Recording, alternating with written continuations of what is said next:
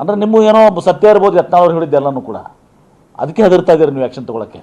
ಯತ್ನಾಳ್ ಅವ್ರು ಏನೆಲ್ಲ ಹೇಳಿದ್ದಾರೆ ಕಳೆದ 5 ವರ್ಷದಲ್ಲಿ, 5 ವರ್ಷ 3 ತಿಂಗಳು 4 ತಿಂಗಳು 5 ವರ್ಷ 5.5 ವರ್ಷದಲ್ಲಿ ಏನೇನು ಯತ್ನಾಳ್ ಹೇಳಿದ್ದಾರೆ ಎಲ್ಲ ಸತ್ಯ ಇದೆ.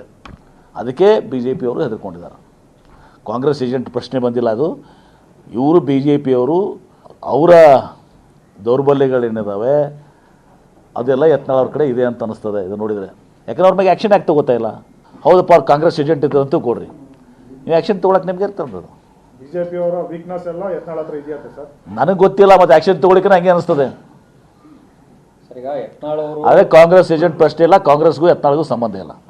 ಸರ್ ಈಗ ಯತ್ನಾಳ್ ಅವರು ಆರೋಪ ಮಾಡ್ತಾ ಇದ್ದಾರೆ, ಅವ್ರ ಹತ್ರ ದಾಖಲೆ ಇರ್ಬೋದು, ಆ ಕಾರಣಕ್ಕೋಸ್ಕರ ಆಕ್ಷನ್ ತಗೊಳ್ತಾ ಇಲ್ಲ ಅಂತ ಹೇಳ್ತಾರೆ. ಆದ್ರೆ ಸರ್ಕಾರ ಆಗಿ ಸರ್ಕಾರದ ಒಳಗಡೆಗೆ ಒಂದಷ್ಟು ದಾಖಲೆಗಳಂತೂ ಇದ್ದೇ ಇರ್ತವೆ ಸರ್. ಹಿಂದಿನ ಕಾಲದಲ್ಲಿ ಏನೇನಾಗಿತ್ತು ಅನ್ನೋಂಥದ್ದು ಆ ಥರದ ಸರ್ಕಾರದ ಹತ್ರ ಏನಾದ್ರು ದಾಖಲೆ ಇದೆಯಾ ಸರ್?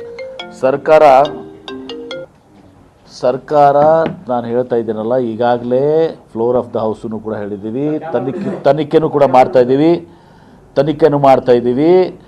ಈಗ ಈ ಕೊರೋನಾ ಸಂದರ್ಭದಲ್ಲಿ ಕಾಂಟ್ರಾಕ್ಟರ್ ಅಸೋಸಿಯೇಷನ್ನು ಬೇರೆ ಬೇರೆ ಏನು ಹಗರಣಗಳಾಗಿದ್ದಾವೆ, ಆ ಎಲ್ಲ ಕೊರೋನಾ ಹಿಡ್ಕೊಂಡು ಎಲ್ಲವನ್ನು ಕೂಡ ಸರ್ಕಾರ ಈಗ ಅದನ್ನು ತನಿಖೆ ಮಾಡ್ತಾಯಿದ್ದೀವಿ. ಆ ತನಿಖೆಯಲ್ಲಿ ಸತ್ಯಾಸತ್ಯ ಹೊರಗೆ ಬರ್ತದೆ. ಸರ್ಕಾರ ಸುಮ್ಮನೆ ಕೂತಿಲ್ಲ.